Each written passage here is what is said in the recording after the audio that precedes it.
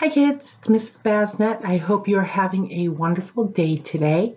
It looks like it's nice outside, so maybe you can get out and take a nice walk with mom or dad and your brothers and sisters, or even the pups. Pups like to get out there too.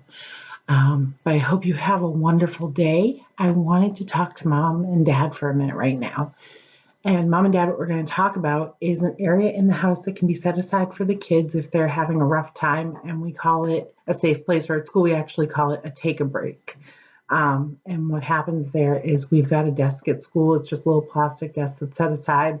And if the kids are having a rough time or they seem to be just upset or angry or frustrated, we send them over there and they just take a break for a couple of minutes. It's not an extended period of time. It's not a punishment. It's an area for them to just calm back down and then be brought back into the group where they were before they got upset.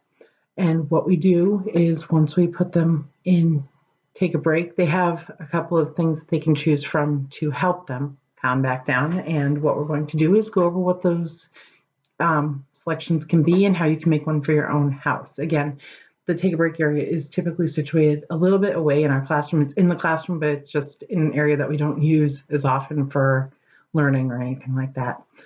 So if you could just find a spot in the house and make the area, that would probably be nice. It's just some place, again, situated away from the group.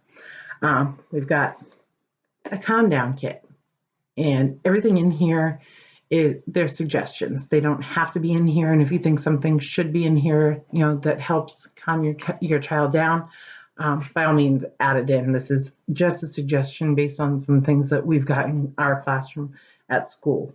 And what I would highly recommend, because if you're handing them the basket full of like 6 or 7 different things, it's going to take a few minutes for them to choose what they'd like to do. So I would just hold up the options, or if you even have pictures, or if you want to, get fancy, you can make a calm down choice. And you can put the choices right on here. Just put these items right on here and let them pick. I wouldn't give more than 2 or 3 items for them to choose from, because again, you could be there for a while. And that's really not the point of the area. But some suggestions for you would be some blocks. Another suggestion would be a couple of books. Kids can just sit there and look at some books for a couple of minutes. Another one that we have here is, and I would highly recommend, if you have a safe place or a take a break area in your house and it happens to be on the floor, which is fine. If you've got Play-Doh, and we also have Silly Putty, if you have either of those, I would put down a towel or something so it doesn't get pushed into your rug. From experience, that's just a suggestion. Another would be some coloring. And then we have got a stuffed animal, because let's be honest, even as adults, sometimes you just want to hug something. And a stuffed animal just seems to take away all that pain or anger. Just, why not? And then the last thing I have in here is a glitter bottle. And I'm actually later in the week going to do a video on how to make a glitter bottle. They're really easy, but the kids like to shake them up and then they get to see the things that are inside. It's like a calming effect and just calms down. And then they'll either shake it up again, or if they're tired of it, they'll just put it aside and see if they can have another choice, or probably by that time, it'll be time for them to go back to what they were doing before. So again, it's really just a plain bottle, a couple of things inside, and that's it. Sometimes it's small things that really work out the best. What you would want to do when they're going to a calming area, and again, they're your kids. You really know what you could be saying to them.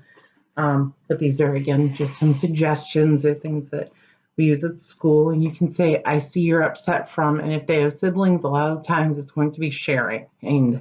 Or I see that you're frustrated because you didn't want to have to share that toy.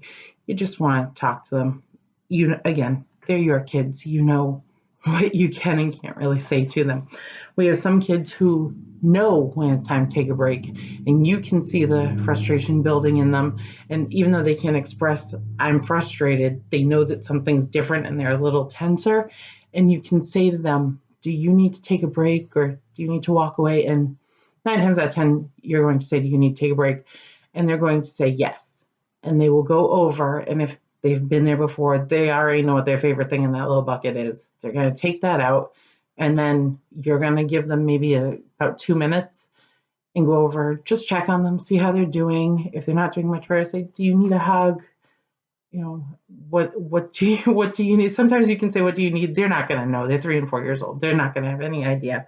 But you're just going to, if they're still not feeling calmed down, if you have something along the lines of like a little 1 minute sand timer that come with some games, you may even have it in your house already. I would just at that point set the timer and tell them after the timer's all done, come back to the group. Again, it's not meant to be a long-term punishment. 2, 3, maybe 4 minutes at the most. Just get them out of there, let them come back to neutral and calm down a little bit, and then bring them back into the group. And just remind them before they come back, you know, remember when you tried hugging your teddy bear, you calmed back down before, or last time we tried such and such, it made you feel a little bit better, so why don't we do that again? Typically, they're going to be all set after those few minutes anyway. Just bring them back. They're not even going to really know what was happening before. They're not going to go back to it or get mad when they see the same kid again. It's just what it is. But that's just some ideas. Again, what I would suggest is anything that you have in the bucket, I typically wouldn't have in another area because it's supposed to be something just specifically for calming down. So if you've got like a favorite bedtime book in there, well, that's their favorite bedtime book. They're going to get a little confused with it. So, have a book, but not their absolute favorite book, or have a toy, but not their most favorite toy, because those are things that are just meant to bring them back, calm them down, and then get back to what they were doing before. So that's just something for me. I hope everybody has a wonderful day. And we actually have a couple things. Again, it's these words, the calming words. So I'll see if we can get that posted, or again, they're your kids. You probably know what you need to say to calm them down. But just if you want some ideas, I'll see if we can get a couple of things posted. If not, that's okay too. I don't know how many times I can keep saying they're your kids, you know what you need to say. But I hope that was helpful for you. And again, I'm going to be doing later in the week the glitter bottle, so I hope you look forward to that. Thanks and have a fantastic day.